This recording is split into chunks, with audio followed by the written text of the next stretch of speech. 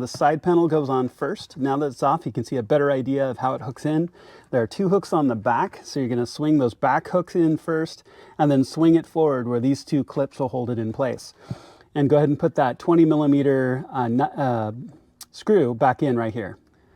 All right, then you're going to want to put the kick plate back on. It also has hooks here on the back, so when you put this back in, it's going to go hooks first and then swing upwards.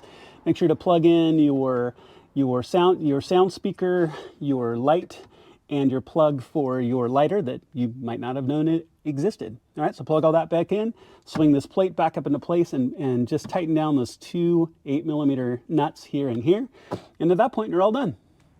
All right, all done, so go ahead and clean up and put your only couple tools away. And this is a great way to save money in doing basic maintenance on your car. So whenever you get that routine maintenance bill, make sure to look it over and take a look at the things that you could potentially do yourself.